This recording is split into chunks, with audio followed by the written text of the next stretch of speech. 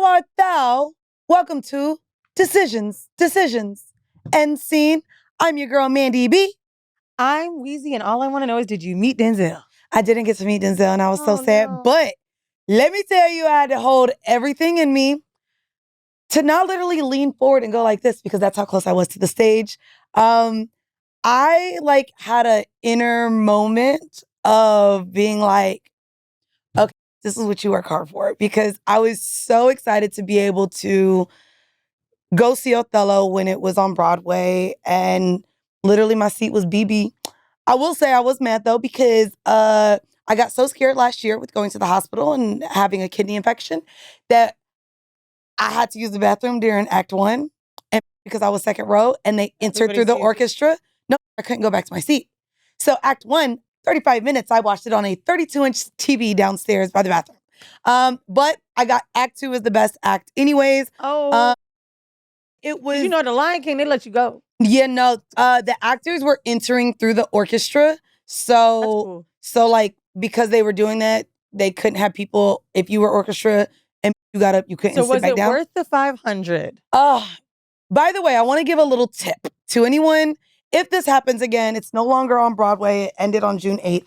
But if you guys want to see a Broadway show and the tickets seem to be a lot, if you have the ability for someone to just go to the box office and buy the ticket, I paid $4.99 for my seat. Eden was with me. Right after I bought it, I went on StubHub to see that same row, $8.86. So I literally saved almost $400 by getting my ticket at the box office. No whole bar ticket. Ticketmaster got the fee. Y'all got to just say, okay. Now, I did want to say, if y'all listened to the cinema where we talked about sinners, I felt the same. I needed subtitles, or was a little upset that they didn't speak in modern day English. How would they do the subtitles in a play? Well, I don't know. Well, they got listening assistants, and I was like, if I could have had something to where it was broken down in like modern day talk. So here was my thing about the show. Denzel, phenomenal. He was way better on this than he was the Gladiator. Like on Gladiator, I felt like you in Rome while you sound like you from Brownsville. Like I felt like he didn't even try to sound like. I felt like he didn't even try to sound Roman, but he sounded very Shakespearean. However, the show took place in modern times, which was confusing. So set design, they wore U.S. Marines like costumes and stuff like that, but then the props were very dated. And then in one of the things, he was like, "I'm gonna put you on a plane." So I'm like, are they in Venice and Cyprus and Shakespearean times or not? Like, there was a confusion a little bit for me there, but Jake Gyllenhaal, I ain't gonna hold you. It looked heavy. I don't know. Maybe it ain't. I know he said he don't wash his legs, but he did? Yeah, he came out and said he didn't wash his legs, and I was like, I'll wash them for him. It looked heavy. I will say that I'm a hood booger, and I'm embarrassed to say. So Otello, for those of you who don't know, the reason also outside of Denzel and Jake as to why I wanted to see this play on stage is not because I'm a Shakespeare buff, but one of my favorite films, and y'all are just gonna laugh at this point at my film selection, is O. Based on Othello. O was based on Otello. Look it up, y'all. It's with Mekhi Phifer and Julia Stiles. And so because and instead of them being like generals, Mekhi Phifer is the star basketball player. But so it was giving like Hamilton, how it's old in time but new school. Like it felt like that. It shouldn't have. Like I'm like, you didn't like it. No, I loved it. I didn't say I didn't like it. I just think that the set design was odd.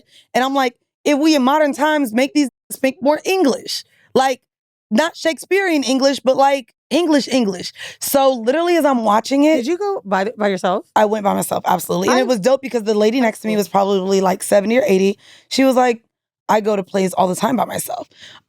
Which a movie. Yeah, I loved it. So for those of y'all who don't know Otello, I want to give it to y'all in like a urban take. Okay. Because I felt so ghetto. During Act 2 is when all the drama take place. And so I'm watching it like, oh, no, she didn't. Like, I'm literally like, Scary movie. I'm gagged. And so basically, you got a general, a black general, which was Denzel. So Denzel marries this girl, Desdemona, who's like the daughter of someone really high up, right? In the game, let's say that. Really high up. So this black general marries her without telling her father anything. So the father find out and is like, now why you married this without telling me? Who the f- is this? So anyways, we meet them in a setting where the father finds out and they are in the middle of something professional, war-wise, work-wise, whatever. But basically, we are met with Iago. Iago is looking to become second in line after Denzel's character Otello like comes down. So Iago's like his right-hand man. Iago like doing everything loyal, trying to kind of brown nose his way to take Othello's position. Well, little did this know, Othello was like, yeah, nah, I'm giving the job to Cassius. So Cassius is next in line. Iago mad as he's like, I should be next.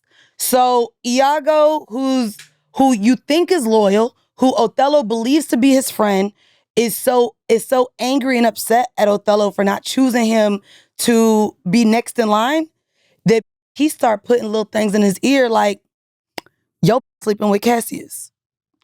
And so we're in this like play where Othello's like, no, not my woman. Cassius didn't do that to me. Mind you, Cassius over there on a little woman of the night. He got a whole Jezebel or whatever. Basically, Iago starts setting little things, puts them in Cassius's room. Othello finds out. He's like, there's no way that would end up in his room without my woman leaving it there. By the way, Mandii is saving you guys $500 because I didn't know we were gonna get the whole thing. Well, no, it's Shakespeare. No, this ain't no spoiler. It's Shakespeare. So, like, it's everywhere. Like, I'm just telling y'all, if you can't understand Shakespeare in English like me, this the tea. So basically, then Denzel is heartbroken. Like, Cassius, you betrayed me. Iago, like, what you want to do? You want me to go kill that nigga? So then Iago set up to go kill Cassius because now he feels like this is a way for him to get the job that Cassius is about to get. Mm-hmm. So, bro, he goes send one of his niggas to go kill Cassius. He believes Cassius got murked. Bitch, and didn't. But Othello don't know that yet. All Othello know is, I can't have no hoe as a wife. So, Othello's Denzel. Othello is Denzel. Okay. So, bitch, next scene, Othello pull up to the room. His bitch sleep. He kiss her because he's like, bitch, you got to go. So she wakes up and is literally telling him, bro, I ain't fuck Cassius. You sitting here acting like I cheated on you. I didn't cheat on you. I don't know why you think I cheated on you. He said, bitch, you lying? You got to go. So, bitch, he literally kills that bitch. Literally, you see her like, so Othello like, yeah, I ain't dating no hoe. You got to go kill her. As literally he kills her, bitch come walk in, his homeboy like, sorry, I know we put the hit on Cassius, but that nigga ain't die. And he's like, well, I just killed my fucking wife. So how the fuck Cassius ain't, bitch, I did my job, how you ain't do your job? Uh-huh. So the friend of the wife comes in and is like, no, not my best friend. How you kill my best friend, fuck nigga? Oh, I'm coming for you. Da da da da. Start yelling at motherfucking Othello. And Othello like, your friend was a hoe. She had to go. Next thing you know, he brings up the thing that got left in the room that Iago placed in Cassius' room. And the friend was like, nah, I took it. Mind you, the friend is Iago's bitch. So she's like, no, I took that thing. She really didn't cheat on you. You just killed my friend. And she starts saying all the ways in which she like actually did this and is now realizing Iago did it. Bitch, Iago walk over to her, slice her neck. Bitch, you talking too much. You got to go. So then the arms come in and it's like, Iago, this fuck nigga, we know you set up to kill Cassius. You just killed this bitch. They have him in chambers, bitch, now. Like, he's trying to get out. Oh, it looks like the chicken wing again. He's trying to get out. So everybody's in scene now, and Denzel realizes He about to go to jail. He about to lose his little things. Cassius is about to take over. And he's like, you know what? I just killed this bitch. Y'all gonna talk about me. I'm about to be disbarred now from, and that's not even disbarred. What is it when you get taken out of the army? So he kills himself. Bitch, yeah. Discharged. So he's literally like, every which way that I have been an honorable man will now be ruined. I can't live on this earth as an unhonorable man, dishonorable man, whatever. And he's like, kill himself. So bitch, you literally watching, it's like, damn, everybody did. And end scene. And I'm just like, damn. I know I remember watching O, and it's why I enjoyed it so much. And I was like, the same way we have the same tropes with like the secretary who fucks with the man and tries to kill the wife because she now wants to be the wife role. Like, y'all know the Beyonce movie that we've seen in 30 different renditions. I'm like, I don't know if it's on Tubi. I don't know where it's at. But I want to know why we haven't seen more renditions of modern day Othellos. Well, we just got the Mandii B rendition right now, ladies and gentlemen. I don't think we need it. No, and dude, that shit was a tale. Like, and it reminded me basically power. It reminded me of like the books and things that I used to read that had sex, love, betrayal, and also at the same time how you literally could see something and completely miss it and get it wrong because of your own peripheral vision to not believe somebody. I think like it was literally, it's a tragedy. It's literally a tragedy. Shut the fuck up, Eden. It's literally a tragedy. But as I was watching it, I was like, ooh, this nigga lying. Ooh, this bitch really ain't cheating, but she being accused of cheating. And then this nigga so heartbroken, he gonna kill her. I was like, I need more of this. And so maybe I just need to read some more books. But Time out. So you could understand Sinners. No. Well, Old English was cool. No, let's be very clear. In my head, I'm like, Denzel Pfeiffer, Desmodino, whatever, Desdemona. That's Julia Stiles. This the white man with the dark hair in the movie. I'm literally watching it and only know what's happening. I'm watching it actually like it's a telenovela. It's given Espanol. It's given a language I don't understand. I think you probably just need to watch more old movies or like medieval times. Because I was struggling in the middle of Game of Thrones, and then it went away. Yeah. Now I can watch anything like that. There's different language. There's different like the accent is different. Like so, once you watch it, it's like understanding Southern people. Once you're down there, you start getting it. Maybe, but I ain't like it. Like I don't think I like Shakespearean lingo. Like actually, like for the way that he was talking, it was like, bro, you just said all them words to say nothing, bitch. I was like, we could have cut this down to like 2 sentences. Instead, it was like 3 paragraphs. It's so crazy how actors memorize all that shit. Word. What's crazy about you seeing Otello last night, my friend had a birthday party last night, and there was more like celebrities there. Jeremy O'Harris walks in, and the best play I've ever seen was Slave Play.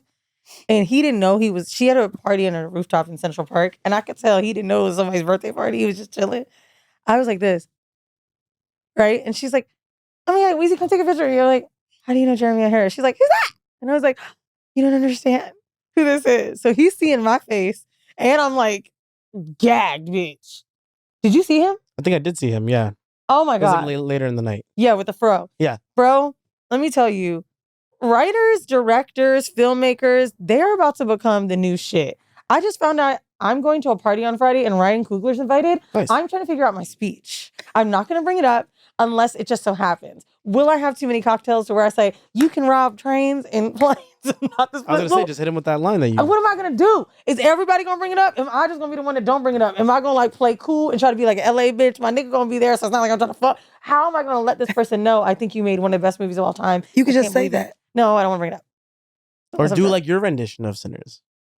No. I got to wash up. What you mean? Oh my God. Okay. So I want to talk about birthdays really quick. This girl throws a birthday party. My homegirl, Gabrielle. I'm sorry. I'm not mad at him laughing. It was just Otello birthdays. Yeah. Like, I love this. It's a catch-up. Yeah. So, birthdays. Friend throws a party for her 31st birthday on a roof. She calls me this morning, and I'm sure she would repeat the story, but I think it's the same old tale as time.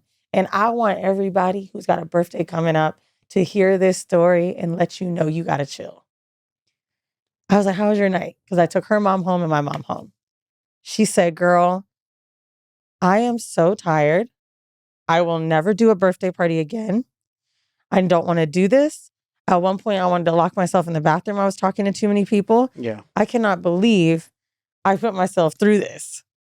I'm like, damn, I'm so sorry to hear this because you looked beautiful. All your friends are there supporting you. I hate that you feel like this. She's like, next year, I just want to do a trip with my friend. Maybe 2, maybe 3, maybe I need to go by myself. Like, she was like, overload. What is the thing? Is it that we don't have anything else to celebrate when we get older? Why is it that we keep planning these fucking things with all these people? Birthdays become so fucking stressful. I felt so sorry for her this morning, Mandii. I literally was like, oh my God, do you want to go to lunch? No, I want to go to sleep. I don't need anything. It's like the exhaustion of hosting. A lot was going on. I mean, I've been said this. Yeah. Like Birthdays multiple times. I don't want to Remember my birthday? Like, oh, Yeah, that shit was Hey, crazy. literally, so I pulled up on Eden's birthday, and he wasn't DJing. You weren't working that night. He I literally thought you had just a party DJ. No, he wasn't I even had a party, DJing. but I He didn't just had DJ. everyone. Yeah. He had everyone pull up. So, and this was during Fashion Week, and I was like, "Oop, Eden's birthday. Let me make sure I pull in." And I pull in, and I think maybe as soon as I got there is just when the flood of his friends came in, and I remember going to the bar like, "Eden, what do you want to drink?" As soon as I ordered, we did our shot. Literally immediately. More shots. Literally, and I was only there for like 15, maybe 20 minutes. He looked at me and was like, because everyone came at the same time. Everyone was like, happy birthday. And then everyone started bringing him shots. And he said, help me. Yo, like, it was bad. Literally, and I saw his face. It's not the terror. fun. Why do we do this? I had fun in the sense. I mean, she looked like she was having fun too, but I understand the sense of being overwhelmed. Too much attention is a thing, bro, without a doubt. Yeah. She even said at one point, like, every time I wanted to dance, I took a picture. Somebody was taking a picture with me. I was like, babe, mind you, Gabrielle's a model. Like, this is her job to take photos. She said so many times, I just want to dance. I just want to dance. But you know, yeah, poor girl. You're really hosting. You're making sure everybody else is having a good time. I feel so bad because when she was on the phone complaining, I was like, girl, me and my mom was having have another one. Everybody has a better time at your party than you. I mean, it's not even just on the dance floor the whole time. It's not even just birthday parties, though. I hear this a lot as the sentiment around weddings. Like that the wedding is essentially for everyone else to celebrate. Like the reception, the wedding. And it's not really about the couple. It's about, because let's be very clear. Everyone there is going to judge the venue, the food, the DJ. Is the bar open and is it top shelf or not? Like, everyone makes it about them. And so it in turn becomes a party for everyone else. And it normally isn't fun. Like, I think that, and I just saw a statistic about even how many couples end up actually having sex the night of their wedding. And it's a very low percentage because they're both so exhausted. No, it wasn't that low, but it was low enough. I think we talked about it on Horrible. It was in the 50 or something. It wasn't that low, but it really wasn't as much as we think. Whenever I do consultations for DJing weddings, and I actually got one coming up in May, right? I tell them, I'm like, congratulations, I'm glad it's your special day, but I know it's going to be stressful because at the end of the day, it's really for everyone else. It's all the pictures they take. The bride and the groom barely eat, especially the bride, because it's their special day, trying to have the dress on and everything like that. And the outfit change. It's a lot, exactly. And then the speeches and then the drinking. It's so crazy you guys are bringing up weddings because after she vented for like 15 minutes with me, the next thing out of her mouth, this girl's not engaged. She said, eloping is going to be great. That's what she said. Oh. Because the next thing you think is, oh, I'm not going to be able to do this. Yeah. Like, I'm going to tell you, it really showed me how much we throw parties for everyone else and we want to get our people together. It's too much. Like, this year on my birthday, mine kind of went the other way. So I got a big ass fucking house for all my friends to come. Christ. This is what I think people should do on their birthdays, right? I'm like, just get the house, invite people on the trip, they buy the ticket. I did that for my 30th and still, nope. I'll never do it again. So it was 5 bedrooms, me, my man, Gila, her husband. Andre, it was Vinny, and I think Nia and her husband, just a bunch of friends, right? Girl, don't you know by the end of the trip, it was 2. Andre got booked for an event. Vinny had to go be with his mom. Everybody was like, and it was real life shit. Plans we had for months. You know what I mean? Oh, no, I felt bad. I did all this booking, my 30th birthday. I had friends travel from the Carolinas, Vegas, London, Atlanta, 2 from Vegas, 1 from and 1 from Miami. There was, I think, 7 of us. Damn, again. We fly into Mexico during a hurricane. House gets canceled, boat gets canceled, and now they know how I am. Guess what? They all land right before me, and so because they all know how I get and my anxiety, they all come together and are trying to find us another house because Mexico is trying to send everyone to a fucking stadium, like on some bunker down type shit. I mean, and so literally we end up going shopping. We end up still doing the boat, but the waters were still choppy.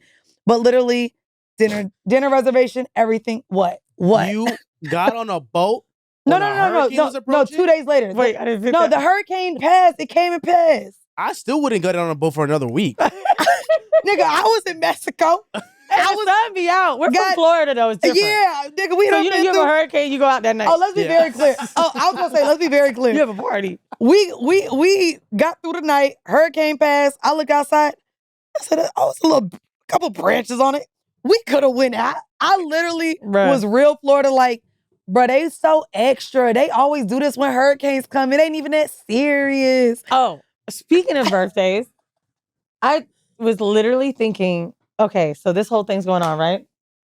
My boyfriend, for his birthday that week, we're going on a cruise. I was like, oh, he's never done one. I've done a bunch with my family back in the day. This will be cute from LA. Easy. Something came up with my job, a very big gig, one of the days we'd be on the boat. And I was like, you know what? If we were married, he would tell me, do this gig. Like, that's how much money it is. He would be like, bitch, are you out of your mind? So I called him. I told him what was going on. He was like, listen, I feel like you want to do so much for me because I do so much for you. I need you to understand the type of man I am. I'm going to tell you again. We can eat. We can sit in a hotel room. I can be right there while you do this event, even if it was on my birthday. You have got to stop overthinking these big events in life. And like, I realized my love language is gift giving so much that sometimes it's not translating because the way that I'm like to be shown up for, which he's doing, is the same thing I'm doing. He's like, how many times did I fucking tell you? We could do nothing. We could go to eat. We could go see a movie. Please stop thinking so deeply.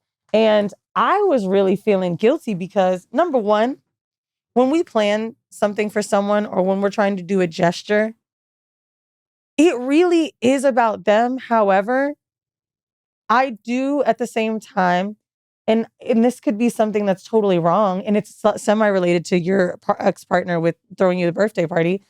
I want you to know I'm doing this for you, and I want you to really feel my love from this. Almost more than my brain can even think, are you enjoying this? I want you to feel it. I guess it's selfish, but it's like, I don't know how else to show up sometimes because I am such a pleaser. And it was just this whole conversation of like, bitch, you better cancel that boat and we just doing dinner. Now I didn't. I found out a way to move the event. But I say this to say... You moved the event? Yeah, I was like, figure out another time to do it. And I charged them less money. Oh. But basically, what I was going to say was like, anyone that's planning for a friend, anyone that's planning an event, you really do have to sit and ask. Maybe you're not super selfish. In that story you told us, you said your ex was like, well, what about what I wanted to do? Those words feel selfish. Maybe I'm not saying those words, but am I actually being selfish? And we really got to sit with ourselves like, are all the grand gestures you're making and all the plans you're trying to make actually not something that person wants? And I haven't really sat with myself in a while and thought that because I'm just trying to be a mirror of what he's doing for me. I mean, I do think that there's a difference from gifting your partner something that hasn't been discussed and giving your partner something they literally said they didn't want verbatim. Yeah, true. Like, true. There's power in listening to a partner. And even if you can't afford or get them exactly what they ask for, to give them something they literally said they don't want because you've never done it or it would make you feel good or it's a way that you feel like you could show your love is selfish and yeah. I don't think that showing your trying to make grand gestures to show your love is selfish. I think not listening is. Yeah. But that's where I thought about your ex in the party because I'm like, oh, this is an interesting tie. Because mine isn't rooted in the narcissism, but it is rooted in me people pleasing. So it's like these two different things. And I could have really have shown up and been doing something that someone's like, this is too much. So I just realized, throughout this whole thing with the birthday conversation and all that, like, I be doing too much. I be doing too much a lot of times. I even do up too much with my parents. There's times where I take my mom shopping and we're doing all these extra things. She'd be like, what is it, my fucking birthday? And I don't know what that is. I wonder if it's some only child. Oh my God, please like me shit. But yeah, I'm starting to see it just show up a lot. No, I mean, I feel like, I guess the way I'm analyzing it from what you're saying doesn't sound like me. It's more like I'm trying to make a grand gesture. Mm-hmm. I don't know. I don't see it as you trying to be. And also, it's this thing of like, kind of thing, why are we doing all this shit for someone that's just happy? Even if it's a homegirl and you're planning something great for her, she might have been like, bitch, we could have went anywhere. It's that type of shit. It's just kind of like, it's not always needed. So I want to say that to say, keep shit simple. Everybody. Can I go on the opposite realm? Have you guys done the fajitas thing? Have you guys talked about What's that? No. Oh man. All What's right. the fajitas? Why you gotta make shit Spanish? That was a whole thing. Feel like Arriba. So there was a whole thing on social media at one point talking about how you don't take too much attention from the birthday person on their birthday. An example, right? You go to a Mexican restaurant. I don't care whichever one you guys go to. Point is, when the fajitas come out, you see the menu. There's tacos, there's burritos, there's taquitos, there's quesadillas, etc. You are the birthday girl. Okay. Damn, I don't want to put you in this, but fuck it. You're the birthday girl. Weezy orders fajitas. Okay. On that event. Now, what happens when you get the fajita? Everybody looks at you because it's smoking at the table. Everybody looks at you because it's smoking. Now, the internet was split. Do you order the fajitas if it's not your birthday? Yo, what? Just because the attention? Yep. Oh, no, niggas need to go to therapy. I ain't gonna hold you.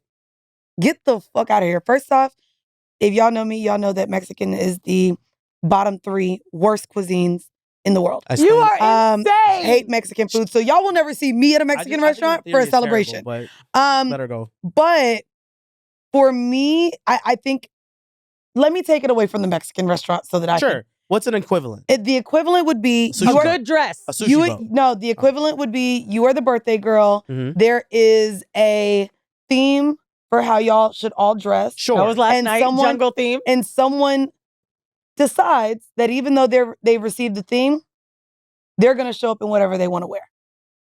Which, in turn, it's what they wanted. They're just not listening, And so they get all the attention now for everyone at the table. It don't matter how good the birthday girl is dressed. Bitch, we said we're all white and you got on fucking black, a pattern or black or red. Maybe red. You know what I mean? Like to stand out type shit. Yeah. And that I think that's what I would say is that's someone that maybe shouldn't be there. To me, you ordering fajitas just because it's sizzle, pop, and everyone's going to see it. I see it's like what's the word? Not an analogy. Yeah, it is. Like, it's just, I get it though. Because to me, it's not just the fajita. It actually is a good outfit. If it's your birthday, and let's just say your bitch got a fit, and she got her fucking hair bust down and the makeup done, you just kind of like, oh my God, I thought it was all about me. Bitches be getting like that. And I saw something online to let me know I love this. Wait, bitches be like what? They don't want their homegirl to show them out on their day. There is a wedding theme saying the theme is show up the bride. My homegirl did this for her wedding in Mexico City. Gila. I walked in and I was like, why does everybody look this good? She's like, oh my God. I told everybody, purple, pink, green, the designs, shit. That's cool. Asymmetrical sticking up. You know what that is? That is A fire. bitch that ain't insecure. Like to me also, showing out be hella subjective. I've had friends, I don't like how they dress at all. So they show out is not my show out. And if you mad that I pulled up and you like my fit and I'm dressed better than you, bitch, you should have had a stylist. Okay, I don't know what to tell you. Here's one. What about the homegirl that you call your friend? What you wearing tonight? I'm wearing jeans. Okay, I'm gonna wear jeans, something cute. Not as whole show up in a tight dress. Bitch, you knew I was gonna put these damn jeans and a tank top on. I changed my mind because I didn't like how the jeans fit me. So you feel deceived? No, I just want oh, you should have seen. It's so funny. No. I don't like when I step out with one other person. If it's a few of us, it's fine. No, if you're really dressy in heels and I'm wearing sneakers, bitch, you could have told me. This was actually funny. This just happened. Me and my homegirl, Shauna, shout out to Shauna. We went to Bar Margo, my little spot. So we go out and we had already gone out like 3 or 4 times before then. And sometimes I be in my stud attire. I'll be dressed down. Attire. Every time we went out, she likes to get dolled up. She's a mom and she's like, bitch, if I'm coming up to the city, I'm gonna be cute. So what's crazy is we go to Bar Margo, and she's like, okay, girl, I'm gonna pull up. I decide because I know this bitch finna be dressed up. I put on my little fucking Tom Ford heels. I put this little flowery dress on. A dress to wear. I showed my boyfriend and he was like, I didn't even know you owned anything like this. What the fuck? That's hilarious. So I show Y'all up. dressed for each other. I show up and I'm dressed up and she said, now, bitch, why you all dressed up? I said, bitch, because you always dressed up. And I felt bad that I don't be matching yo. She came dressed down and she was like, bitch, I dressed down because I knew I was about to meet with your ass. So I don't think and it's we a laughed big about deal it. unless we plan. That's crazy. We laughed now about I it. think sneaking hoe. I guess that's different. At 30, at 35, depending on where we're going. We need flats. No, dress for the occasion. Like, bitch, you might be going to bag a nigga. I got a boyfriend. And if I don't want to dress up, I'm going to dress with what makes me comfortable. Me and my friends actually now do not ever have conversations about, well, what you wearing? Because everyone has their own styles. 9 times out of 10, I ain't gonna like half the shit my Dressy friends is put on different anyway. than to me if we going casual, because I do think like if we're gonna show up casual together, like if me and my girl, and it's a Friday night, we're going to a club. If we really gonna be casual, let's be on that shit together, bitch. Let's do the crop top and the cargo jeans together. But So if they you switch it up. Oh, yeah, like- no. My best friend twisted her ankle, and I knew that hoe was gonna be wearing flats for a while. Well, bitch, I'm wearing heels. dog, my friend would my friend, Bitch, I'm wearing heels. Bitch, my ankle ain't broke. The fuck. Anyway, let's get to our No Holds Barred. If you haven't yet, guys, make sure you purchase No Holds Barred, a dual manifesto of sexual exploration and power, and join us on tour, nhbtour.com. We are bringing the pages to the stages in a city near you. We are making it so different than any live show you've seen before, but you are still getting all of the horrible, okay? Are we picking a page or are you picking an excerpt? No, I am reading an excerpt. Okay. This comes from my chapter, Why Don't They Just Call It a Vacuum? So this is the chapter around my abortion. It's in the pain section of the book. My mom says she wishes she'd had this conversation with me earlier and that it wasn't in the form of a trauma bond. No one had talked to her either, so this was part of our familial cycle. She said she would have talked to me earlier about the consequences and results of the actual birds and bees, but here's the issue. The problem is a cyclical one. Before she got pregnant at 15, no one had ever talked to her about sex either. Though we're from different generations, my mom and I both remember being told very little at school. She didn't have Planned Parenthood or any resources at the time in Newport Richey, Florida, where she grew up. I remember a sex ed class where we, and when I say we, I mean the young women, were told by our teacher to abstain from having sex. The boys were going to be boys, and the girls were going to stay angelic virgins somehow. Math is my strong suit, and I remember thinking about how it would work in real time. That math was not mathing. We were told not to have sex because we would either A, get pregnant, B, get HIV or some other sexually transmitted disease that would make you filthy, or C, all the above. Well, I was battling the multiple choice selection, and here I was, being A, pregnant. I wanted to ask both of you if there is any conversation. And I know this may be a difficult question for you because she's no longer here, but are there any conversations that you wish you had had specifically with your mom regarding sex or sexuality sooner that maybe came up later? I think no, because stereotypically for me, it all came from my father. Oh, as a even man, then, okay. That I swear the birds and the bees conversation was 5 seconds at most. With your dad. Yeah. And your mom never had it with you. Everything I've learned in terms of sex is from the internet. How old were your parents when they had you? I wonder if this has to do with age. 30, because my father's 60. Okay. Yeah. Oh, wow. Yeah. So even later on, where a little bit more mature, they definitely knew themselves more sexually. Yeah. Wow, and it was still like 5 seconds and that's it. Which is, but I don't. What was it? Condom. Yeah, that's really what, right? Yeah, like basically that. Just wear a condom or don't get people pregnant. Right? I'll be honest with you. My mom, even knowing I was having sex because I had to come and throw a positive pregnancy test on the bed, I had wished that, and that happened when I was just about to turn 16. And for me, that was definitely the age where instead of me being told to go to the other room or anything like that. It should have been where when her friends was over, my aunties were over, and conversations were being had, because a lot of my mom's friends and my aunts was dating. They weren't like, again, I didn't grow up seeing healthy marriages or people in long-standing relationships. Like my aunt wasn't with my uncle. My mom wasn't with my dad. Her friends were all single bitches out, they going to play pool to find some niggas. And so I wish just the conversation about how sex doesn't really make someone like you happen. And I do wish that I knew the trauma that my mom experienced with sex, with dating, and specifically her decision to have an abortion. I wish that conversation came without the need to trauma bond with each other. I would have liked to know my mom a little bit more as a woman and not just a mom, personally. What about you? I mean, my mom talked about sex so early, and I'm sure we'll dig into this convo when we interview her tomorrow. But something that's just coming to my mind, it's interesting because like a lot of my homegirls talk about their mom with dating experiences. And I can't relate because she was married. But the interesting thing is, I think it's very reflective.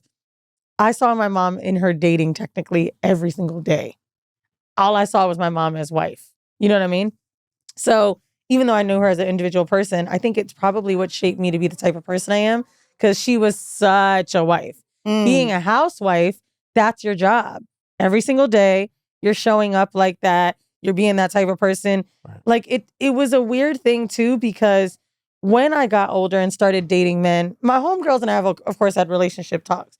When I started dating romantic relationships, you talk a lot more about like my mom was single, etc. I didn't realize how jaded I was to single mom's pain. Like, just because the dating experience as a mom, a kid sees it completely. They're watching it, they're viewing it. Like, that never happened to me. I don't really know what my mom was like in a courting stage. I never really asked much about like when they met. I also don't really know what kind of happens when she's heartbroken or sad.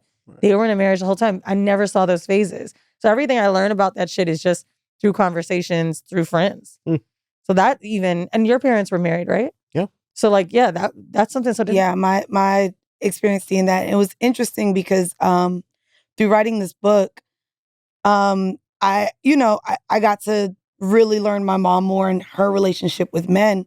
And I remember getting so fucking mad at her. And I snapped at her as an adult now. I remember asking her, like, who, if any of the partners that I know of over the past 30 years, does she feel like was her favorite or the best or the one that she wishes lasted? And the name of the person that she said to me caused so much trauma as a child. Like, basically, in their breakup, he threatened to share something that led my mom to try to commit suicide. And it, like, I don't want to cry, but I was so mad at her. I said, that's the nigga? And I said, you're pathetic. And I said, I want you to take it to therapy. This man that maybe you're remembering how he maybe made you feel, but the person that at the end tried to literally ruin our family and did somewhat, like, brought a lot of things out to where you literally almost like, and I had to witness that. And I was so upset. And I was like, oh, I'm sorry. This is something recent. Okay. And I was just like, in terms of the conversations with my mom about like what healthy relationships could look like, it frustrates me that at 35, I feel like I'm teaching her how to date and value herself more and seek out a partner that's worthy of her. And I just feel like it's in reverse now because I've had this show for the last 8 years and I've been able to learn myself and I've gone to therapy. My mom is now in therapy for the first time in her life. Wow. At 55, I think. And I mean, even now we see your mom isn't even really wrong for probably thinking it, because we now know sometimes those highs and lows of relationships, you really keep in mind the good. Like, yeah, you want to. You want to. So it's almost more prevalent than the good guys she probably passed over that maybe you thought about. Because no. Let's be very clear. They all suck. Oh, well, I mean, like, that's why I was like, what? Bitch, which one was the best? And what's crazy is the one that I like the most as an adult, he was an alcoholic. Oh, wow. He was an alcoholic and a gambler. So although he was fun and he was caring, and we really like enjoyed his presence because he was a lot of fun with my mom.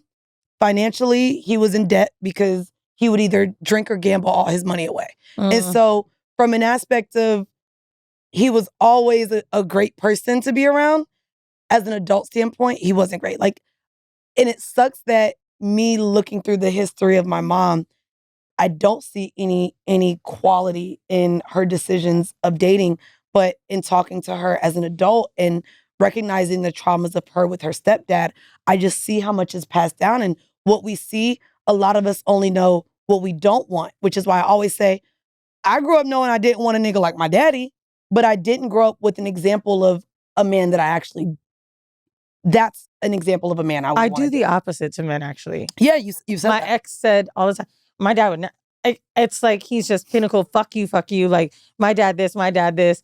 And it was crazy because maybe towards the end of my relationship, not old babe, but another ex said, this man that your dad is so not realistic to today's time. And it's not realistic to even the man you're looking for, that when you compare, it's frustrating. My dad doesn't really drink. My dad doesn't go out. That, like, I would love someone social. I've literally said on this podcast, I won't date someone who don't drink. And so just thinking about it, I'm like, oh, I really am comparing to the man that I'm not even looking for. My dad is super chill, doesn't really care. I like someone a little more hyper, more extroverted. Like, it's crazy because I didn't know how much I was setting a standard. So it's like women really are, it's all daddy issues at the same time. Maybe my daddy issues may look different, but the fact that I compared every man, it's fucked up. Oh, well, my dad does this. He takes care of the house. He would never let my mom do this. Like, meanwhile, teamwork is such a normal part of 2025. Let's be honest about the economy here. I don't even want to be a housewife, but yet in the same breath, I'm telling you, I shouldn't be doing this because my dad would never let me do it. Like, it's almost crazy that the first impression of dating and men all comes from this one man. From your father. It sucks. Oh, for you, yeah. I viewed a lot of No, but even in the opposite way, the impression of men in a negative way or a positive. That's it. I do want to skip reactionary for this episode and get just a little bit more into the decisions because I want to have more fun talking about it. I think it's been really fun to teach you guys the historical kind of ways in which certain things around sex started. And this week, y'all don't make fun of me for the last one because y'all know I don't believe it, but we're getting into it. Astrology? We are talking about fertility rituals. Oh. So sex, soil, and sacred juju. So before fertility clinics, and again, because I've spoke about talking to my friends about navigating their biological clock and all these things, I wanted to get into what people were doing before they could go and literally get tested and to see if they could have babies or not. So before fertility clinics, people turned to sex magic, moon phases, and sacred dances. That shit real. To help the babies come. The moon phase is real, bitch. You believe it? I'm going to tell you how I know. Read the love chapter. Bitch, Okay. that shit's scary. Also, what do you mean? What do you know about moon phases being tied to fertility? Like, just whether it full moon, crescent? Full moon, like, yes, they all are different stages in ovulation, height, and fertility. Like, it's crazy because we don't talk about it much anymore because we have so many other options. But the moon phases were like the number one resource back in the olden times on when it was prime and optimal to get pregnant. And our period also is connected to the moon as well. Even though we all have different cycles? Yes. Interesting. God damn. Very interesting. I still don't even believe we landed on the moon. It's called the Ophrydian cycle, I believe. Not to be a hotep, because I learned this watching 19 Keys' clip. It was a nigga talking about... Then to be very hotep. Oh, no. That's the most I watched it and thought, this motherfucker is bullshit. Da, da, da. He wasn't saying it. It was somebody he had on there. I'm like, this nigga sounds stupid talking about pussy and periods. And I was like, oh, I guess not. All right, well, let's start. As long as you got a kufi on, I'm finna talk shit. But some of it be good. Some of it don't. Let's start with some historical hotspots. Now, y'all know we be liking to take y'all around the world. No passport needed. So in ancient Mesopotamia. It's always over there. Where is Mesopotamia? It's That's a real place? No, it was. It don't exist no more? I think it is the Roman or Greek land. If you had to find it now. Sorry, we're going to let y'all know where y'all at. It's a By historic. the Mediterranean Sea in the Persian Gulf. It's a region in Iraq. It's Iraq? Yeah, bitch. It exists then. Oh. Iraq still. What Bombs is over. Mesopotamia sorry. now called today? Babylon Iraq. Empire. That was all it. The land Okay. between the Old- rivers. So, yeah, so civilization in the today world. Mesopotamia is actually known as present-day Iraq. So, bitch, we in Iraq. This is the only time y'all gonna be able to go there. All right. So the goddess Inanna's high priestess would perform sacred sex rituals with kings to ensure a fertile kingdom. This was called Heros Gamos. So basically, Not the game of the heroes. yeah, I think it's Heroes or No, yeah. Hieros. I'm saying the game. Look at me making the Spanish. It probably ain't Hieros. What are the fajitas? And yeah, so I guess now here's the thing. Were goddesses real things? The goddess Yes. would perform sacred rituals? Goddesses was real? I thought gods and goddesses was fake. They're humans that became much like you could say like a prophet then. Aphrodite's real. They made statues after them. They were Zeus. real though. Yeah. Real people. Yes. Hades and Zeus was real people. Yes. Poseidon, he was in the ocean. He wasn't Based real. on real. You got to think, for example. Hold on, no. I need you to look this up. For example, Moses and the parting of the Red Sea. No, right? that's a Bible person. Hold on, That's let me not- finish. Let me cook. People say, even though that sounds crazy that he did that, it was really a low tide. So, Girl, all of the Poseidon shit, all of the Aphrodite shit, these gods and goddesses were humans. they was not humans The ever. Okay. assertion that Greek gods are not real supported by archaeological evidence, comparative mythology. The Greek gods, as depicted in mythology, are not considered to be literal spiritual beings that existed in the physical world by modern scholars. They was not in the physical world. Okay, They was not human. What? However, they are viewed as powerful symbolic. The symbolic. Feature- They figures symbols, that bitch. They represent not. They real. was, she said they was humans at one point. You Oh, this calling- is giving my chicken wing. I think they This were is real. giving my chicken wing take, bitch. No, I think this is another bitch. That was. Hades and Zeus was not real. I Hercules. believe Well, it's real. Hercules- You eat wings all the time. I believe it. See, and this Bitch, is how you thought a Coastal. wing was a toho. This is not the same. Don't do that. That's just anatomy that I got wrong. You was sitting here. You thought a chicken wing and clucked it on this damn camera, bitch. Was a toe. I just said it is kind of a toe. It's just a finger, then, bitch. I got the wrong. I believe they were real, and I believe these books and all this Google shit wants us to think it's fake. And you can now join Weezy's cult at weezyscult.com. Just like I think Pisces and shit is real. All right, now y'all know we had to take it over to Egypt, and the pharaoh, which the pharaoh was an actual human being. This is Now we don't think anything's real. the pharaoh was real. That was a real king. Now this one is crazy, y'all. Now the Prince of Egypt. This real. this one is crazy, and this is how I guess he wanted to boost fertility around Egypt. The pharaoh was expected to ejaculate into the Nile Swag. during a fertility festival to bless the land. That bukkake on the river. Bitch, I want to know who had to watch it, or if he did it in silence, or he poured it from a cup. Like, Well, I think it was probably a kink because you know the Greeks were freaks. no, So if you bitch, gotta- we in Egypt, not Greece. Well, all of them were freaks. Wait, hold up. She asked a good question. They also Would I has nut enemy. in the jar or would I nut directly into like, the did river he have the to whole nut time? immediately, or was it just his sperm that Nah, was I'ma need put a into? reload. Maybe So, like- everybody watched it. No, he said it. He was expected to ejaculate into the Nile, so I feel like he had to Nut into the river. nut into the river. This is crazy, y'all.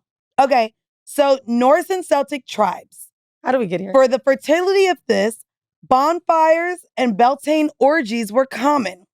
People believed sex during these rituals would ensure abundant crops and healthy livestock. So basically, they threw a whole orgy where people assumed that during this moment, as we're having sex, and essentially everything around us would be fertile. So the livestock would grow, plants would grow, That's cool. and That's I sex would magic. I would inseminate you at the same time because we're in belief that this is, Corn. you know what I mean? I wonder if there's something that they used to do with taste. Just imagine you like, hey, how do I know if my semen's any good? If it's salty, it's this. If it's sweet, it's this. How do you know what healthy semen was back then? It can't just be consistency. You probably had to eat it. I'll say What my if it thoughts made on your skin kind of tight? my thoughts on that is that nut consistency, while yes, there's healthy and unhealthy, I do also think It's subjective. Of what's healthy nut? No. Of what someone back then would assume it to be, because it would be based on what you enjoy. I know people like different nuts. Like, you do? I like different nuts. I guarantee you, since you like bukkake and shit like that and cream pies, the consistency and way in which you like nut is probably different than I like nut. And this is, y'all getting horrible decisions at this point, but I think we're late enough into the show to, like, what is your choice of nut consistency? Okay, so let's talk about. Go. We might ask you what your nut consistency is. Yeah, I like a volume shooter, or I like a drip down shoot. Sometimes I like it to shoot right up and then it just drips down the dick. Okay, and while but it's dripping down the dick, I like to see it go from super thick white to get runny a little bit. And then if I pick it up to eat it, I like to be able to still see the white. Don't clear up too quick. I still need white. See? Not that I'm racist. I ain't gonna hold you. I like just enough nut to where I feel it. Yeah, no, but I want to be able to fill up this But if liter. it's like, no, I don't like a lot of nut. I like what? One moment. I like just enough to be like, ooh, you came.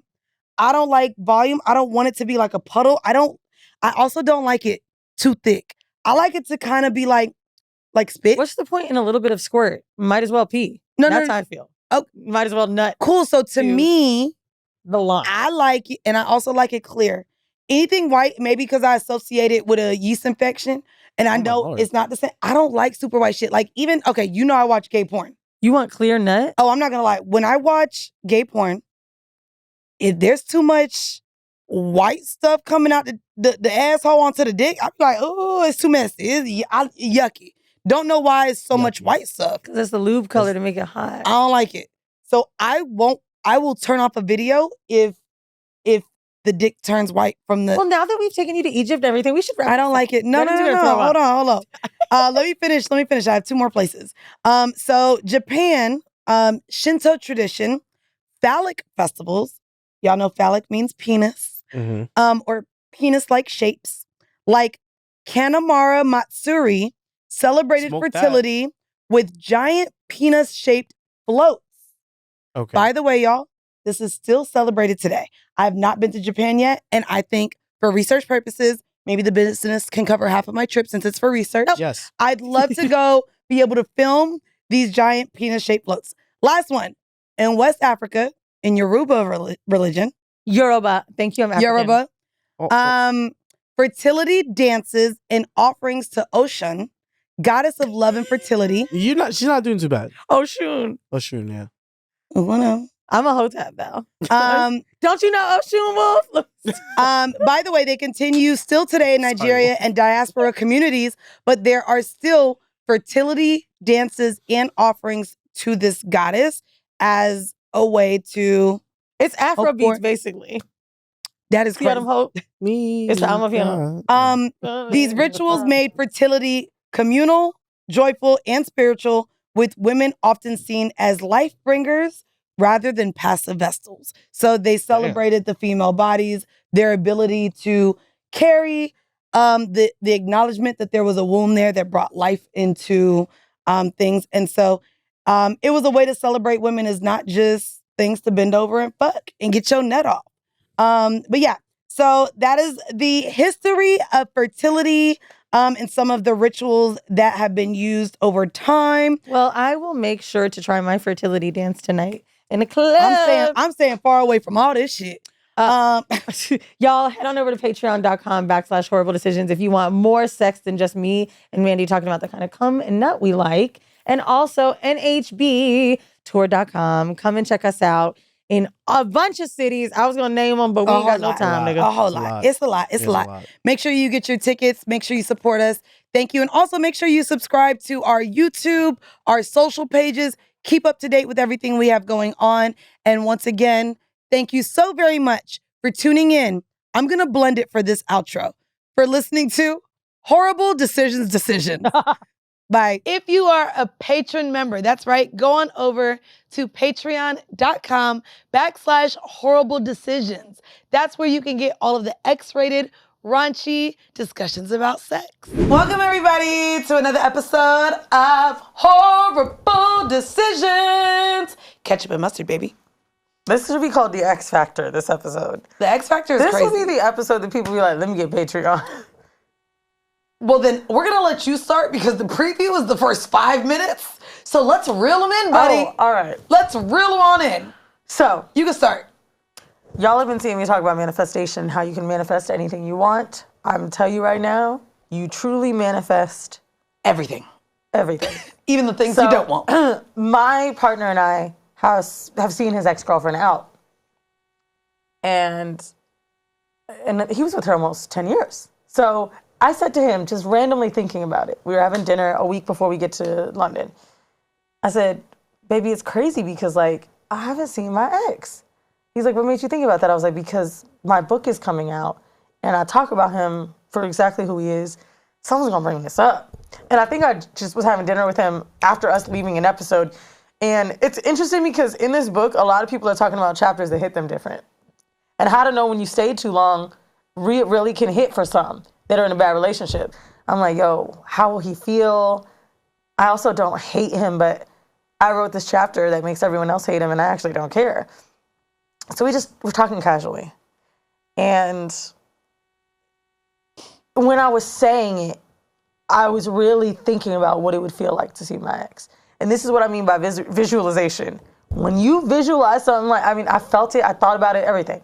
So this was important to me because I wanted to know what to say if he read it. Now, the last time I saw my ex, for those of you that may remember, I was on a second date with my current boyfriend. I saw my ex at Dumbo House during a Juvenile concert in July of 2023 with his current girlfriend. And I didn't feel jealous. I thought he kind of looked whatever. She was a cutie, but I didn't really care. By the way, she also is black and white and was born the same day as me. Crazy. But I was so into my man. Yeah. And it was only a second date. We go to London. We were going to the Amalfi Coast. We actually go to London only because we're like, let's do a little pit stop before Italy. And I love Amapiano. And they got some good Amapiano parties in London. We get to Shoreditch House. And I remember exactly what was happening. I'm leaning against the bar. My man is whispering in my neck or something. And I'm like, let's not drink. And he's like, we're going to get us some shots. Let's get some shots. And we're laughing and we're giggling. And I can only imagine how cute we look, bitch. I look to my right. I can't see his face. I just see a hat. I see the side of him. It's him. And I you just am in knew. London. I want everyone to know, for context, if you're new here by some chance, my ex-boyfriend lives in Brooklyn, 15 minutes away from me in the Lower East Side. I saw him for the first time in 2 years in London at Shoreditch House. And I grabbed my man. I said, oh my God. He said, what's wrong? I'm like, that's my ex. He goes, how do you know you can't see him? I said, I know my ex. That's him. I know his style. I know what I know How he stands, like all the things. everything. He's on his phone. He's looking down. Confirming it, already knew it was him. I don't know if y'all remember this, but the reason that Keke Palmer and I know each other is because my ex brought this white dude that he knows from Amsterdam to a party. It was Michael Strahan's Halloween party. And then that kid met Keke Palmer. Mm-hmm. That guy she dated walks up to my ex at the bar. And I'm like, it's definitely him. So I said to my man, I feel really weird right now. But I also don't want to vent to my man about this because I understand. I don't want him to feel like I'm overreacting. He's like, why do you feel weird? Just relax. I'm like, because I just wrote all this shit. And I said it again. Do you think he's going to read it? I don't know. But I also have a few comments about what I started to sit on it. He's like, we're good. We're on vacation. We're having a good time. I was like, I want to speak to him. Is that okay? He said, sure. I said, well, let me go to the bathroom first because I need to breathe. I said, I feel really uncomfortable. And I apologize again. I'm sorry. Like, this is weird. He's like, you're good. You're good. I go to the bathroom. I ain't gonna lie. I didn't have to shit or anything. I really just need to get on my phone. Bruh, texted 2 group chats. I got a group chat with Brianda, Sade, Vinny, and Gabrielle. And I got another one with my homeboys, Andre and Asante. I text both the group chats in one. Just put everybody in one. I said, nigga! I'm in Shoreditch. Everybody got my location. I see my ex right now. Vinny sends a group chat. He out too, talking about, bitch. Brianna's like,